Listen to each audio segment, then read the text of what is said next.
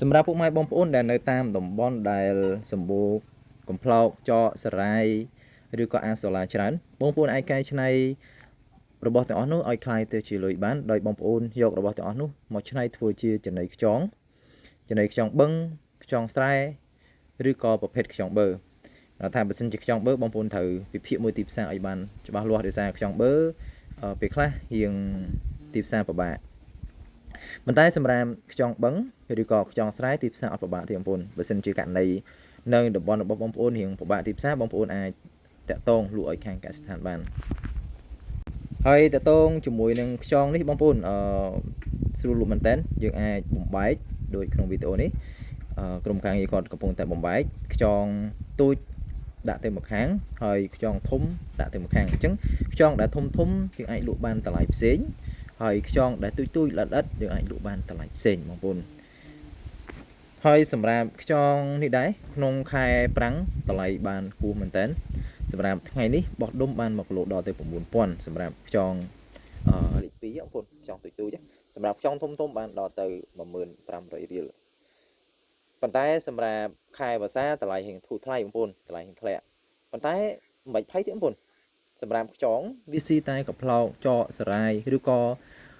ប្រភេទដំណាំក្នុងទឹកផ្សេងអញ្ចឹងទោះបីតម្លៃដែលយើងលក់នោះថោកក៏ដោយក៏នៅតែចំណេញដែរដោយសារអីគេដោយសារយើងអត់ចំណាយលុយច្រើនទៅលើចំណីទេវាខុសពីបង្កងខុសពីបកាខុសពីមួនខុសពីត្រីបើសត្វទាំងអស់នោះយើងចិញ្ចឹមយើងត្រូវការប្រើចំណីបាវឬក៏ចំណីទីពីផ្សារអញ្ចឹងបើលក់តម្លៃរៀងធូរបន្តិចបងប្អូនអាចបានតែដើមឬក៏ខាតសម្រាប់ខ្យងអត់ទេបងប្អូនខ្យងទោះបីចិញ្ចឹមលក់បាន1គីឡូតែ 3000 4000 ក៏នៅតែចំណេញដែរមូលហេតុដែលខ្យងនេះទោះបីលក់តម្លៃថោកក៏ចំណេញបងប្អូនដោយសារតែចំណីរបស់វាធូរថ្លៃបងប្អូនឬក៏យើងអាចនិយាយថាចំណីរបស់វា free អញ្ចឹងចំណីរបស់វាស៊ីតែកំប្លោកចកសារាយអាសូឡាលីមណាហើយបន្តមកទៀតយើងអាចថែមជាននងយើងអាចដាំខ្លួនឯងបានបងប្អូនដាំទៅលើអាងទៅក៏បានដែរ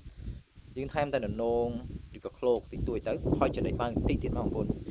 ចំណីបាវចំណីខ្យងណាបងប្អូនថែម 3% ទៅ 5% តែប៉ុណ្្នឹងបានទេបងប្អូនហើយបើសិនជាបងប្អូនមានលទ្ធភាពមានដីធំអីចឹងណាបងប្អូនដាំននងខ្លះដាំលហុងខ្លះបើសិនជាមានននងមានលហុងដាក់លីអេស៊ីប្រចាំណាអញ្ចឹងយើងមានកំប្លោកចកសារាយឬក៏យើងមានតែចកជាមួយនឹងអាសូឡាតែពីរនឹងដាក់ឲ្យស៊ីហើយបន្ទាប់មកទៀតបងប្អូនមានលហុងទុំដាក់ឲ្យស៊ីតិចហើយមានអាណូដាក់ឲ្យស៊ីតិចខ្យងនោះគឺសាច់ឆ្ងាញ់មែនតើសាច់ឆ្ងាញ់សាច់ផ្អែមមែនតើហើយធាត់ហើយបន្តមកទៀតដើម្បីឲ្យសបកវារៀងរឹងល្អយើងថែមចំណីបាវបន្តិចទៅអញ្ចឹងចំណីបាវនេះវាជួយឲ្យសបកល្អឲ្យការទំធាត់រៀងលឿនជាងមុនបន្តិចហើយសាច់ក៏យើងណែនពេញដែរអញ្ចឹងថែមចំណីបាវតែ 3% ទៅ 5% ទៅបានហើយអញ្ចឹងបើយើងនិយាយពីការចំណាយទៅលើចំណីនេះតិចមែនតើបងប្អូនចំណាយលុយតិចមែនតើបើយើងប្រៀបទៅលើមាន់ទៅលើត្រីវិញសង្កត់ថាលុយដែលយើងត្រូវចាយលើចំណីបងប្អូនឬខ្វះ 60% 70% បងប្អូនចំណាយទៅលើចំណីអញ្ចឹងឧទាហរណ៍ថាយើងចំមាន់ត្រូវចំណាយលុយ10លានឧទាហរណ៍សឹងថាលុយ6លាន7លានហ្នឹងចាយទៅលើចំណីបាត់ហើយបងប្អូនហើយ3 4លានទៀតចំណាយទៅលើថ្នាំចំណាយទៅលើពូជបើខ្យងវិញពូជយើងអាចចិញ្ចឹមយើងអាចភ្ញាក់ខ្លួនឯងអញ្ចឹងពូជសឹងថាយើងមិនបាច់ទិញទេអាចទិញតែដំបូងមេពូជឬក៏រើសពីបឹងមកចិញ្ចឹមដល់ខ្លួនឯងក៏បានហើយបន្តមកទៀតបើចំណីវិញយើងមិនបាច់និយាយទៅចំណីឲ្យតែនៅតំបន់របស់យើងមានកំប្លោកចកសារាយអាសូឡាច្រើនហើយ free ហើយចំណីហ្នឹងឬក៏បើយើងមានស្រះធំមានដីធំរៀបចំជាស្រះរៀបចំជាអាំងឲ្យដាំកំប្លោកចកសារាយហើយយកពពួកនេះយកមកធ្វើជាចំណីខ្យងវិញអញ្ចឹង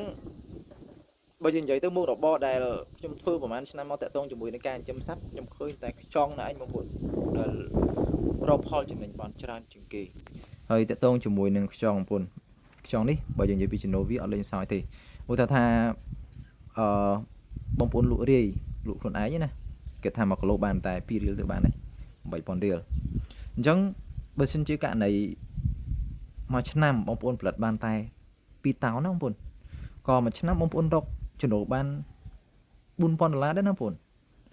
មុខរបរនេះបើនិយាយទៅមើលទៅរៀងសាមញ្ញមើលទៅអត់ស្អីរកលុយបានប៉ុន្តែបើយើងវិភាគមើលបើយើងធ្វើជាក់ស្ដែងយកលុយបានច្រើនណាបងប្អូនហើយធ្ងន់ណាខ្យងអត់ស្រាទេខ្យងធ្ងន់បងប្អូនអញ្ចឹងចំយកលុយមួយទាំងអស់ឲ្យលក់មួយឆ្នាំលក់ឲ្យបានតែ2តោនទៅបានហើយបងប្អូន មួយឆ្នាំ2តោនមួយខែ200គីឡូណាអត់ដល់200គីឡូប៉ុណ្ណា200គីឡូក្នុងមួយខែតិចទេបងប្អូនតិចទេហើយតកតងជាមួយនឹងមុខរបរចិញ្ចឹមខ្យងនេះបងប្អូនកុំមើលងាយទី1កុំមើលងាយថារឿងចំណូលកុំមើលងាយថារកចំណូលបានតិចកុំមើលងាយហើយទី2កុំមើលស្រាលក្នុងការធ្វើយើងមិនអាចធ្វើផ្ដេសផ្ដាស់បានទេបងប្អូនតតែរៀបចំឲ្យត្រឹមត្រូវជាពិសេសទឹករៀបចំឲ្យត្រឹមត្រូវទឹកអាងនេះរៀបចំឲ្យបានត្រឹមត្រូវបើរៀបចំអត់ត្រឹមត្រូវទេបងប្អូនធ្វើអត់ចេញទេធ្វើអត់ទៅមុខទេបងប្អូនធ្វើអត់ទៅមុខទេដាក់មានបញ្ហារហូតឡើយអញ្ចឹងធ្វើយ៉ាងណាបងប្អូនត្រូវតែមានចំណេះឲ្យច្បាស់ក្នុងការធ្វើបងប្អូនមានចំណេះឲ្យច្បាស់ក្នុងការធ្វើហើយការរៀបចំក៏អញ្ចឹងដែរកុំបខំពេករៀបចំអាងមួយកែទឹកមួយហើយបន្ទាប់មកទៀតរៀបចំចំណីធម្មជាតិក្នុងអាងឲ្យបានច្រើនដាំកំប្លោកដាំចកដាំសារាយដាំអាសូឡាអីឲ្យបានច្រើនហើយចាំចាប់ផ្ដើមធ្វើវាតែបើសិនជាករណីនៅតំបន់របស់បងប្អូនសាប៊ូកំប្លោកចកសារាយហើយបងប្អូនមិនខ្វល់ទេបងប្អូនកែទៅទឹកហើយបុកចិញ្ចឹមហ្មងទៅបងប្អូនប៉ុន្តែជំនាញត្រូវតែមានបងប្អូនណាជំនាញត្រូវតែមានកុំធ្វើអ្វីមួយដែលអត់ជំនាញបងប្អូនធ្វើអត់ទៅមុខទេ